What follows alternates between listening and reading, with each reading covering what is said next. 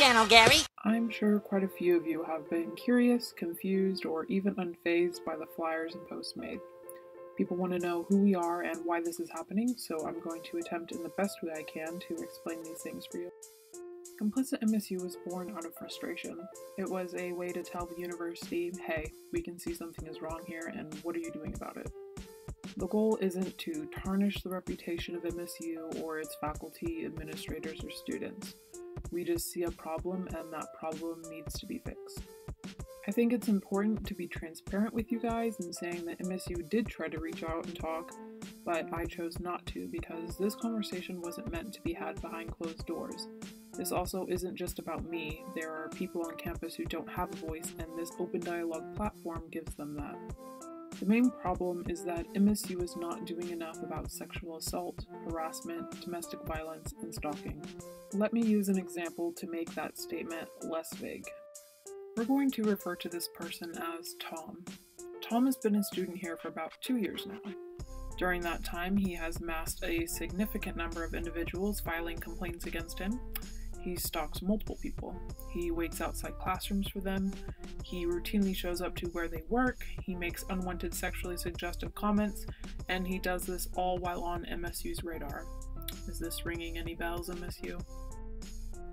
Some have been given no contact orders for Tom, and that's great. It makes you feel like administration is willing to do something. But we wouldn't be here right now if that were the case, would we?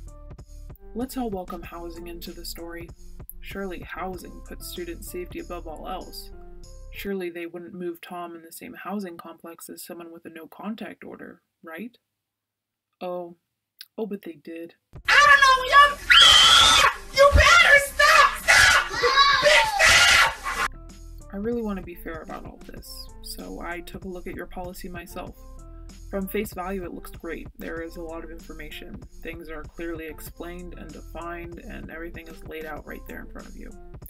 You even have some good resources listed at the bottom for the victims.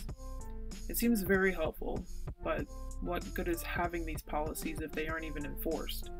Tom surely qualifies for these, and still, no action. I'm not the type of person to accept subpar performances such as this. So, on Wednesday the 28th, flyers were put up around campus addressing the concerns of many on campus. The message was clear. We need to talk about the sexual assault and harassment problem here on campus. I'll be honest, not many people use the hashtag, but I know people were watching because in just a few days, the first tweet had over 3,000 impressions.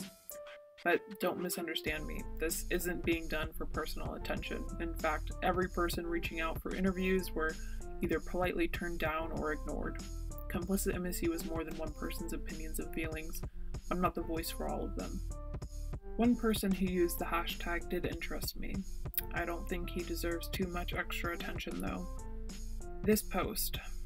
What is the opinion of the former professor, the former assistant director of housing and dining services, and the former Pierce Hall director?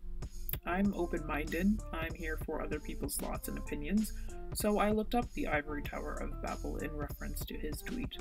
I read a few chapters of it on Google Books, and I think I can best summarize that experience with these reviews. Not only is that work highly sexist, I figured that being my wife would take up all of your time, but parts are incredibly racist.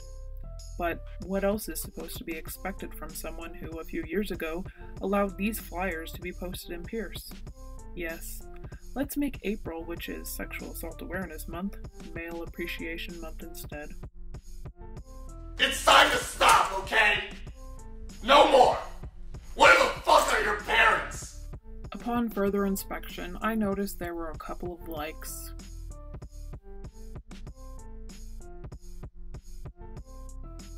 And oh boy. Yikes, housing. It's not looking good for you. Tragic. So these are the people MSU gives leadership positions to on campus. This is why there exists a toxic environment which allows sexual assault, harassment, stalking, and domestic violence here on campus. But what do I know? Maybe I'm just some snowflake who's trying to cause unrest. Maybe people are right. This could be an isolated problem and I should just sit down and shut my mouth. Surely MSU is addressing the issues. I mean, surely. A Midwestern State University football player is arrested after a sexual assault is reported on campus Sunday night. A second reported sexual assault on the campus of Midwestern State University. At Midwestern State University, authorities have responded to at least 7 sexual assault cases this year alone. In the last year, there have been at least 9 reported sexual assaults on the campus of Midwestern State University.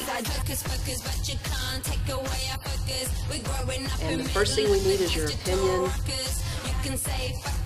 Our students are not confident in their peers.